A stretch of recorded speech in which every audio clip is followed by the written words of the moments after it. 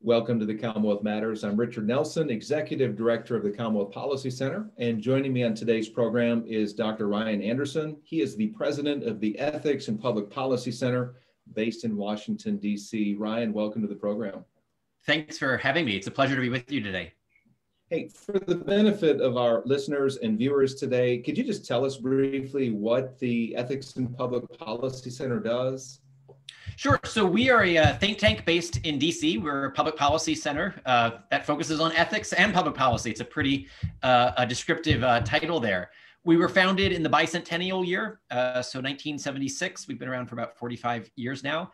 We're explicitly Judeo-Christian, and we're thinking about, what are the proper moral values, moral principles that undergird a just society, and what sort of laws and policies should flow out of that. We're dedicated to both America and the Bible. We're pro-America and pro-Bible. Yeah, that's fascinating. In a similar vein, CPC at the state level is doing that, not on as large of a platform as you are. One thing that comes to mind as we talk about this is there's such a wall between groups like yours and maybe even Commonwealth policy centers. When you begin to talk about Judeo-Christian values and biblical principles, it seems to short circuit the conversation right out of the gate. Have you found ways to overcome that? And you're in a tougher arena than we are. You're in Washington, D.C. Sure. Pointers. How do you do that? How do you overcome that? Yeah, I think part of that is using the language of, what in the Reformed tradition might be called common grace, which in the Catholic tradition might be called natural law, is that there's no conflict between faith and reason. There's no conflict between scripture rightly understood and science rightly conducted, right? We're not going to see faith and reason arriving at different conclusions, provided both are conducted properly, right? Philosophy and theology will go hand in hand, provided you have good philosophy and you have good theology. And so I think being able to speak both of those languages, right, and depending on who your audience is, might determine which dialect you use. That's going to help prevent the short circuit that you described. And yet culture's not there. If you were to ask, I guess, I've not seen any surveys, but if you were to ask the man on the street, is there a conflict between faith and reason? I would guess that most would say, yeah, keep faith in the church. Let's keep reason in the public arena. And that's at least my perception of the mindset that's out there. Unfortunately, I think there's a lot of truth to that a lot of people think there's a conflict. And so one of the ways that we, address that is by whatever the controversial issue of the day is, whether it's abortion, whether it's marriage, whether it's gender identity. We want to be able to demonstrate that there's no conflict by marshaling the science, marshaling the philosophy, marshaling the medicine, show them the embryology, show them the psychology and the psychiatry. And then the supposed conflict evaporates. It simply goes away once you can give them both the faith and the reason argument. Yeah.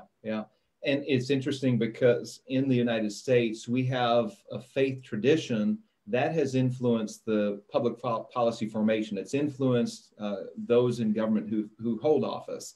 And it just seems that it's in recent decades, maybe more 40, 50, 60 years, that there has been this split between faith and public policy or faith and government. But it is really part of our political tradition, isn't it? Sure. You can go back to the founders when they talked about the laws of nature and nature's God. You can fast forward to just, 50 some years ago with Martin Luther King Jr. and the letter from the Birmingham jail, where he cites both Augustine and Aquinas to say that an unjust law is no law at all. How do you know which laws are just, which laws are unjust? And that's where he cites Augustine and Aquinas to say that man-made law needs to embody the divine law and the natural law, right? He explicitly says, he appeals to both sources, right? The eternal law and the natural law. And he says man-made law needs to be in conformity with the eternal law and with the natural law. So we used to have that prophetic tradition in American discourse. I think it's only really within the past generation or two that arise of kind of like what Father Richard John Newhouse once called the naked public square, where you have to banish religious values and religious voices from the public square. That's a very recent development in American public life. And at the core of anybody's beliefs, anybody's policy proposal, any law, there's an underlying proposition there, isn't there? It could be secular, could be sacred, but it seems that the sacred has been under attack. That the faith, in particular, the Judeo-Christian view, has been under attack. I want to pivot to a recent controversy. You published a book a couple years ago called "When Harry Became Sally." It tackles the issue of gender identity and transgenderism, and it was taken off of Amazon recently. They totally blocked it in all of the formats of it being obtained. It's a well-researched book. It was academic, I thought, well thought through, and yet it was removed. Can you tell us what happened there at Amazon?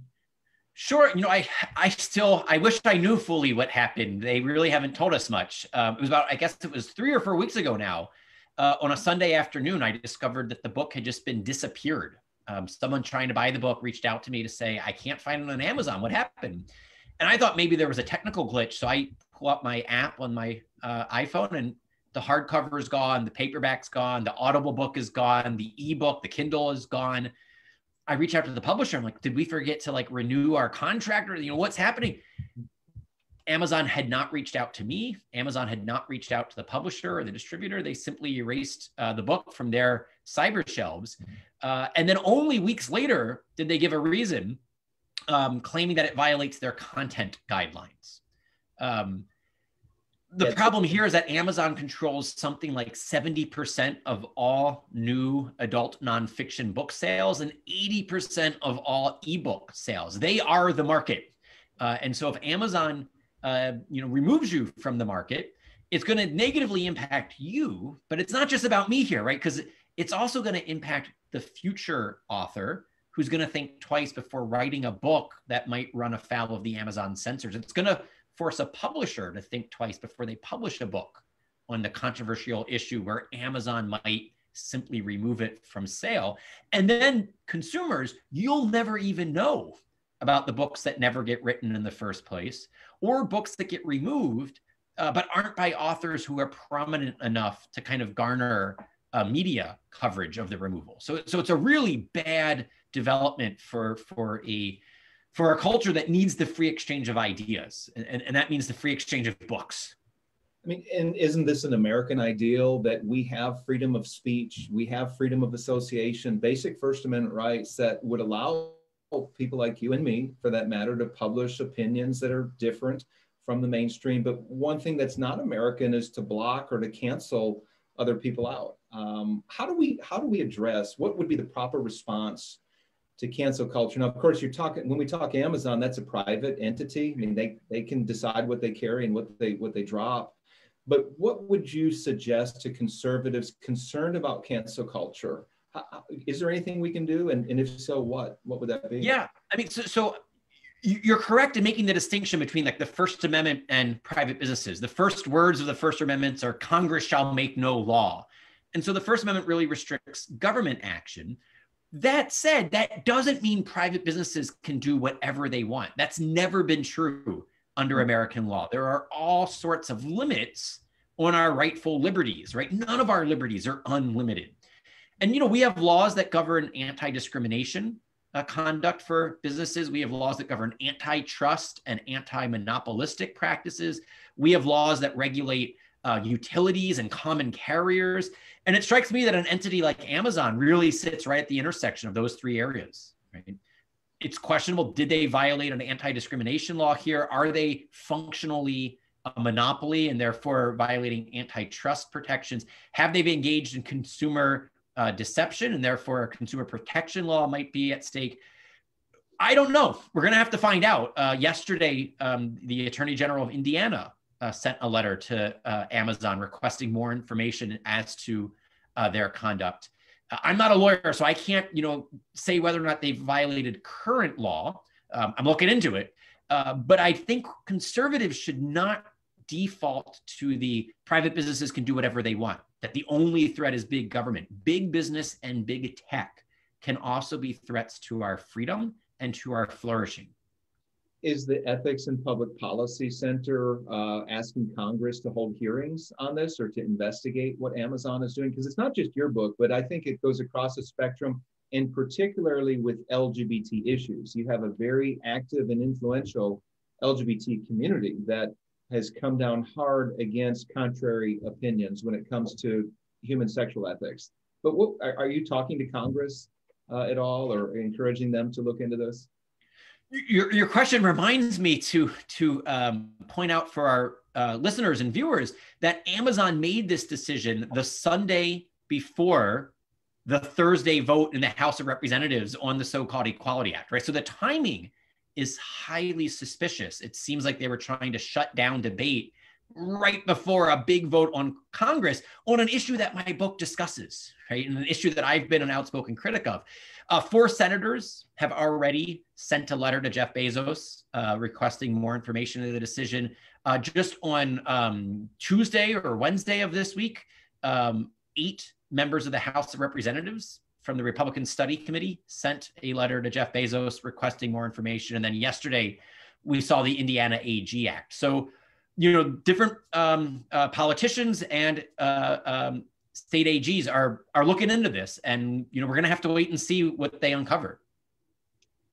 Ryan, you'd mentioned, we got just a couple minutes here till we wrap it up, but you mentioned the Equality Act. Could you share with listeners and viewers some concerns, some of the top concerns you have with the Equality Act? It sounds good at the outset, right?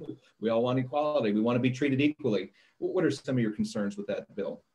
Sure. So look, it's great sloganeering. It was a great marketer who came up with the title of it, Who Could Be Against Equality? But here's what it actually does. It takes the Civil Rights Act of 1964, and it takes every law that we have that bans discrimination on the basis of race, and then it adds the phrase sexual orientation and gender identity. So the bottom line here is that if you believe we are created male and female, and that male and female are created for each other, you will now be treated under federal civil rights law as the legal equivalent of a racist. And then we can talk about all of the concrete consequences, what this means for female sports, what this means for privacy, for safety, for medicine, for religious freedom, right? There's a whole host of kind of downstream consequences. But the very first thing to say is exactly Martin Luther King Jr.'s point, which is that man-made law, if it doesn't reflect the eternal law and the natural law, then you have an unjust law. And that's the fundamental problem with the Equality Act. And then all of the negative consequences of having an unjust law flow right from that. Very good. Now, this bill did pass the U.S. House of Representatives. It's now being considered in the U.S. Senate. What's your prediction as to what will happen in the Senate? Does it have a chance of passing? There's a chance, but a lot depends on what happens with the filibuster. So there was a hearing earlier this week. One of my EPPC colleagues, Mary Hassan, testified on our side of that hearing. So we were really proud that the Ethics and Public Policy Center could be contributing to the Senate deliberation on it. Right now, for any legislation to get out of the Senate, it requires 60 votes. And that's the legislative filibuster. If they keep that, the Equality Act doesn't go anywhere. If they get rid of it, if they modify it, then we're going to have to see how they modify it, or how completely they get rid of it.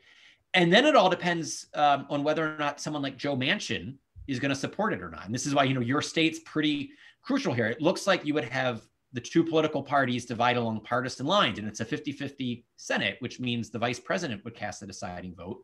But if someone like Manchin were to say, look, this law would undermine the right to life and would undermine pro-life conscience protections. This law would undermine female equality. This law would undermine female athletics. This law would undermine religious liberty, and therefore I'm against it. Then you would have a 49-51 situation, right? So a lot will depend on Senator Manchin if the filibuster is removed. If the filibuster remains, then I think, at least for this Congress, it does not get out of the Senate. Is there anything that you're recommending people to do? Should they contact their senators right now and voice their opposition to the Equality Act at this point? Well, of course, it's always a good idea to be an active citizen, right? Make your voice heard, letters to the editor, phone calls, email. I mean, however you want to help educate on this issue, you should be doing it, right? Sharing essays on Facebook and Twitter. If you yourself aren't a good writer, you're not going to write a letter to the editor. Share someone else's op-ed on your social media page. Be willing to have the conversation. I think one way that the other side wins is by silencing our side, by intimidating people, bullying people. That's part of what's going on here with Amazon and me, is that they're trying to make an example of me to prevent the next me from emerging. And we want to resist that, right? I want to empower more people to speak out. So that would be kind of my bottom line message for where do we go from here. Very good, Dr. Ryan Anderson. Thank you so much for joining us. Keep up the good work in Washington, D.C., and let's do this again sometime. Thank you, and happy to do that. Thank you. God bless. Thank you.